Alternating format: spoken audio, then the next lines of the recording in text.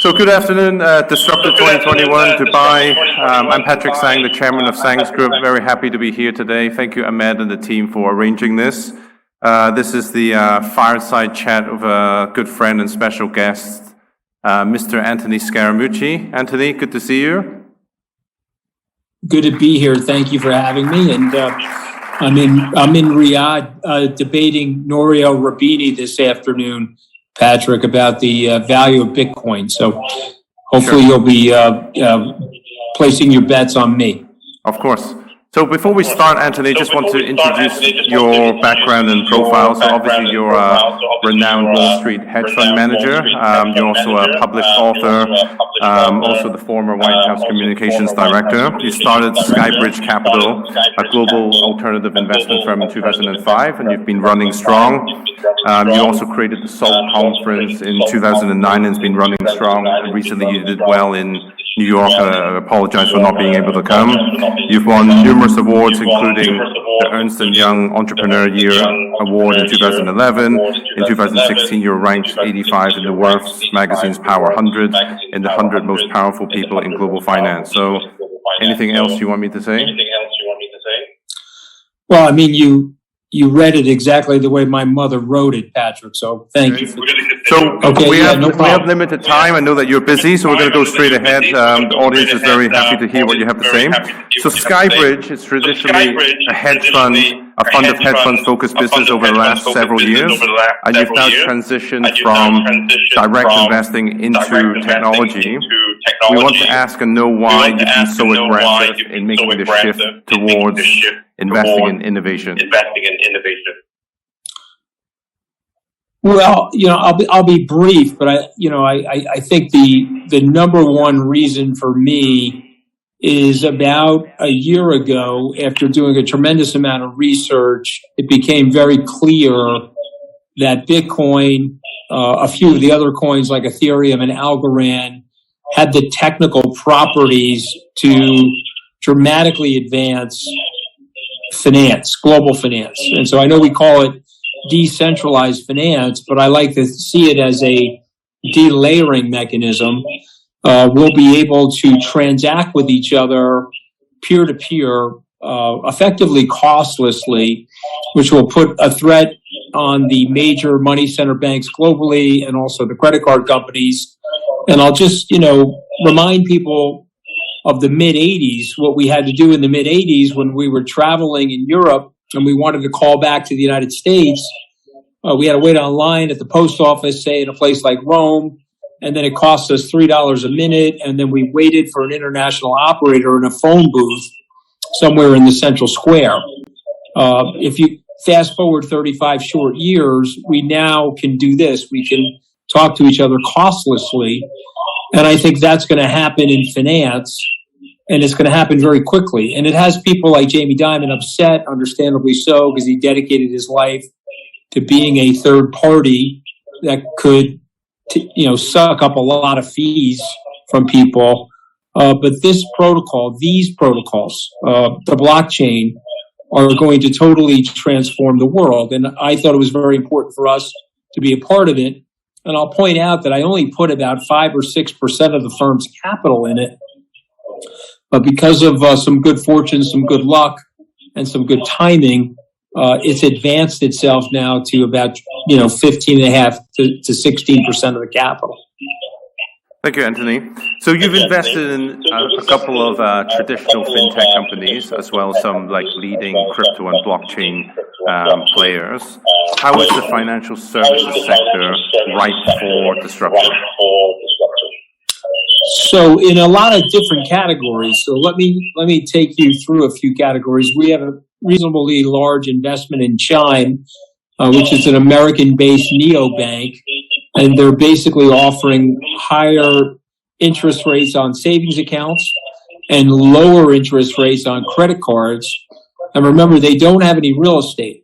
And so traditional banking in the U.S. and perhaps around the world, you had a banking location and you had tellers, and then you had customers going into the bank the way they would a department store or any other type of store.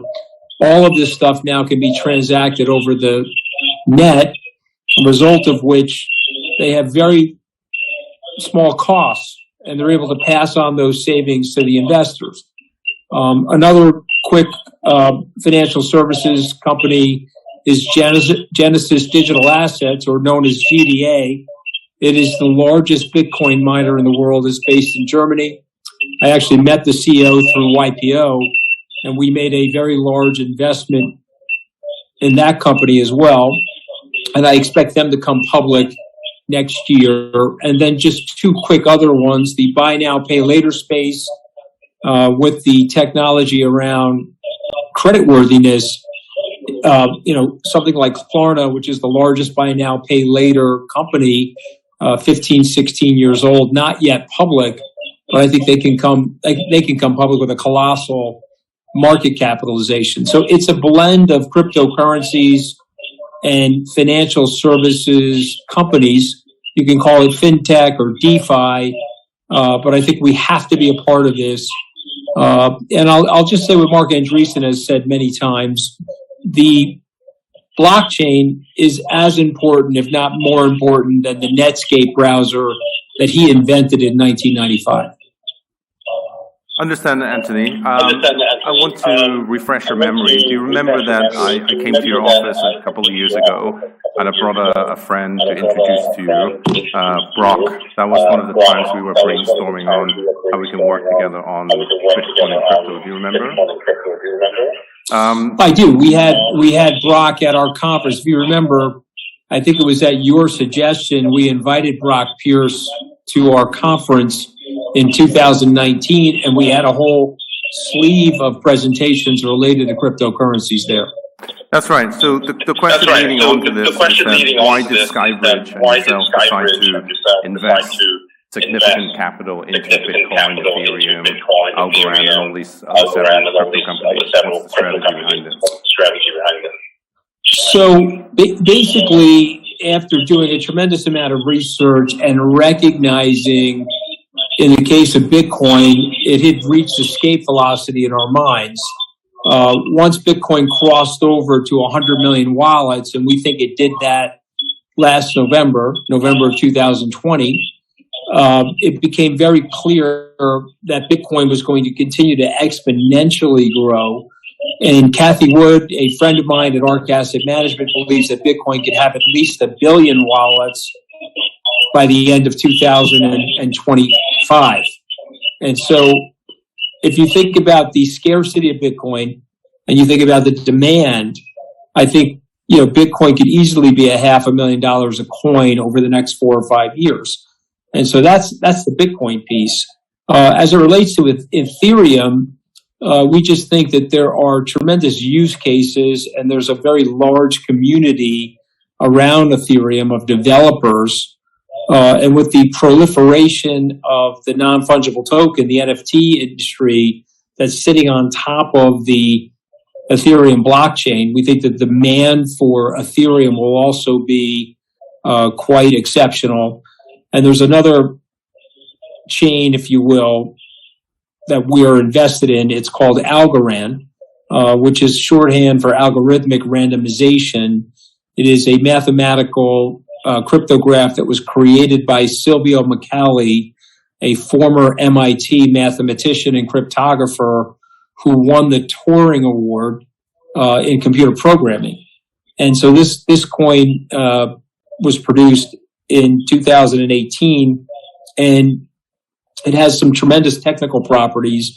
It is solving effectively the trilemma of making sure that the coin is decentralized, making sure that there are fast speeds without any slowdown or breakdown in the operating software. And then, of course, it's completely unhackable. And to quote Silvio, the chances of hacking something like Algorand would be every second since the Big Bang to 1. And so we think Algorand has the technical properties where you could run the majority, frankly, of the financial services industry. In fact, Gary Gensler, who is now the SEC chairman here in the United States, was a faculty member at MIT with Silvio, and before he became the SEC commissioner, said that Algorand was probably the most intact of the cryptocurrencies. And, you can find him on the internet, on YouTube, more or less saying you could run companies like Uber off of Algorand. So for those reasons, we think those three cryptocurrencies have a tremendous amount of appreciation ahead. And so we have each of those in our core fund, but then we also have standalone funds that are specifically related to those. And I filed, Skybridge has filed for an ETF in the US, but we're not filing for a futures ETF, Patrick. We are waiting and have an application in for the cash ETFs. And I'm happy to explain why, but I just think the cash ETF, there's a lot less slippage. And you can just see where these futures ETFs are trading relative to cash right now because of the arbitrage. I think it's just better for the customer for them to own the coins outright without dipping into the futures market. Thank you, Anthony. You just mentioned NFTs. NFTs have been red hot lately. Many people calling it overhyped. How do you see the NFT market evolving over the next few years to decade? Well, I'm old enough to remember the 1990s. And so we had a tremendous amount of growth in the internet and an explosion as the internet was brand new. And there were a lot of companies that were very hyped and they ended up not materializing or becoming good companies. We had things like eToys and Pets.com. I think even Pets.com had a Super Bowl ad back in the late 90s and then shortly thereafter became bankrupt. So I'm skeptical of a lot of these NFTs, but I do believe that the NFT space has a future.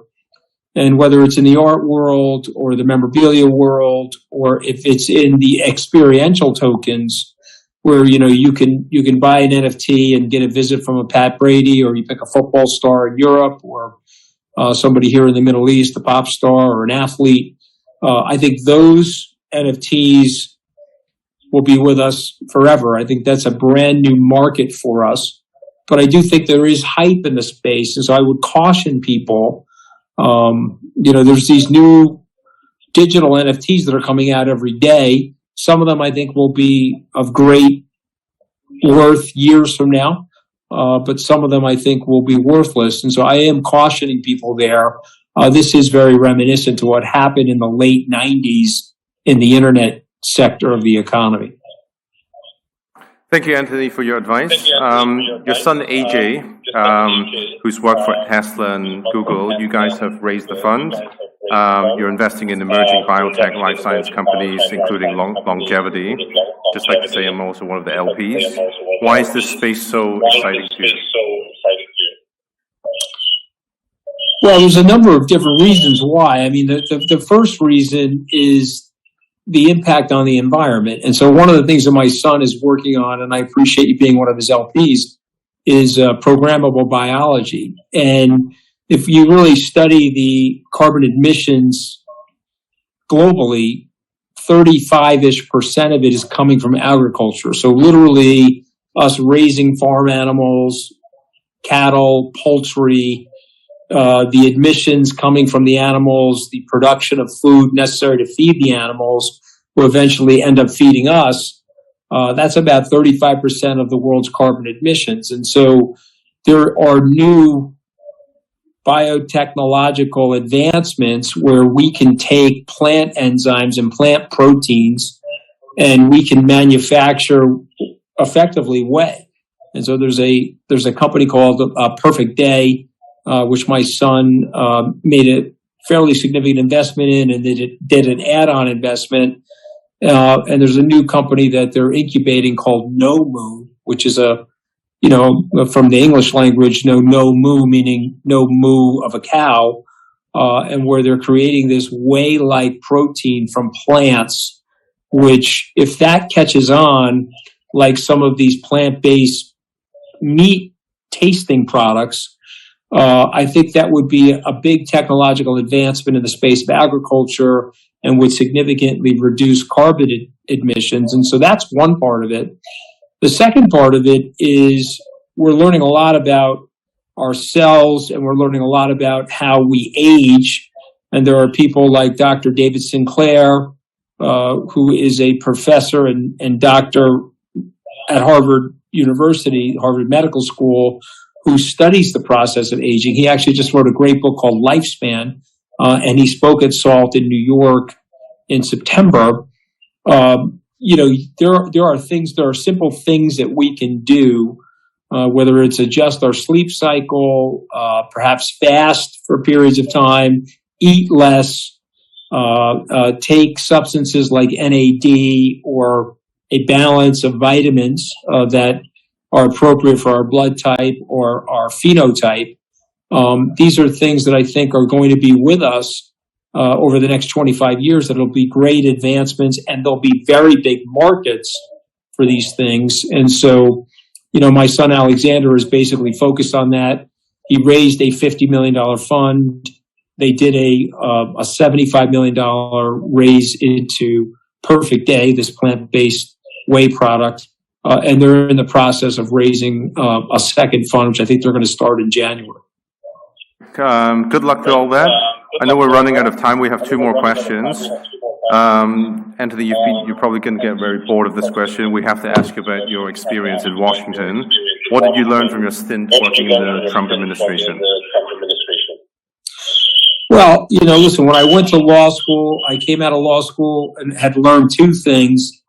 And those two things were, number one, don't be a lawyer. That was like the first thing I learned. And then the second thing I learned in law school was to avoid lawsuits. Now, my 11 days in Washington, I literally got a PhD in Washington nonsense. And so the other thing I learned is stay out of politics. But unfortunately, in the United States right now, due to the polarization, I think it's very important for business leaders to be involved in politics, because we're finding that there's a lack of common sense in the policy decisions of the radicalized political participants. So whether it's on the left or the right, the policy decisions that these people are coming up with don't make a lot of sense for the American people. And obviously, because it's one of the largest economies in the world, it has a spillover effect for the rest of the world. So I'm still reasonably active in politics, despite what happened to me in Washington. Obviously, I spoke out against President Trump.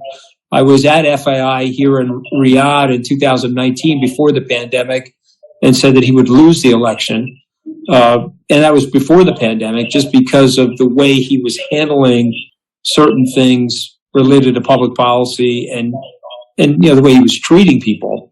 But I think that the country ultimately has to stop focusing on left or right policy decisions and more right or wrong. What's right or wrong for the country and what's right or wrong for the world, as opposed to these left or right swings. And I'm not sure when that's going to stop, but we need to get it to stop, and therefore we need more business leaders involved in the political discourse. So even though it's terrible, and even though they demonize you and they turn you into somebody that you're not from a media perspective, I certainly don't care. It's worth the fight due to love of country and in general love of people. So, there's parts of it that are terrible, though, Patrick. There's no question about that. But I'm happy to be still a part of it. Anthony, I just want to emphasize to the audience that, I've been good friends with Anthony for some while. You're definitely not completely what the media portray, and I admire that you're very transparent and honest and try to do the best thing for not just yourself, but for your country. And one thing that we always talk about closely a lot is the U.S.-China relations. Unfortunately, since the time we've been started talking, it's actually got worse and worse since the Trump administration. You and I are both business people. We want China and the U.S. to come closer, and the best way always is through business and investment. And now that it's the Biden administration and it's diverging a little bit from Trump's geopolitical game plan, what is your view on his administration from your point of view and amongst your friends and international friends? So, this is my personal view. I don't think it's the government's view, but I think it's based on, and it has somewhat of a grounding in history. What happens to countries, and I just want to talk from an American-centric position for a moment. The United States, for 20 years, was in Afghanistan and Iraq, fighting what our political leaders said was a war on terror. And I think we probably overstayed that mission, and then it creeped into nation building and other things that may or may not have been the right thing to do, but it exhausted the American people. At the same time that that happened, we've had a series of economic crises, one in 2008, and obviously one born from the pandemic in March of 2020 and the ensuing year. And so what's happened in the United States, in my opinion, is that there's been a retrenchment for the American people. And I think that's long-term a mistake. I think America is at its best when it's globally engaged. America is at its best like it was after the Second World War, when it was working on multilateral solutions to enhance business, promote peace, and allow for other nations to rise. And so if you think about the relationship with China, it was strained during the revolution, right after the Second World War. There was a Cold War period, if you will. Nixon tried to create an opening, and then those relations improved. They've become a little colder recently, but I really believe that's a direct result of what's going on internally in the United States. I think if we can get on a better economic footing, if we can improve the lot of our middle and lower middle class people, I do think that those political strains that we're having right now with China will improve.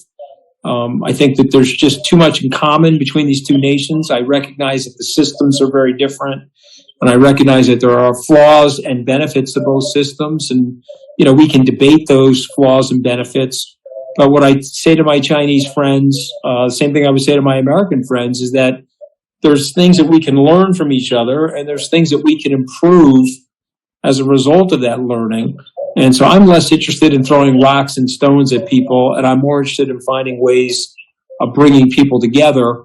But I think for the United States, the first thing that we need to do is fix our internal problems, dial down some of the polemics and the polarization in the U.S., and as that healing happens, I think that these global tensions will also be reduced.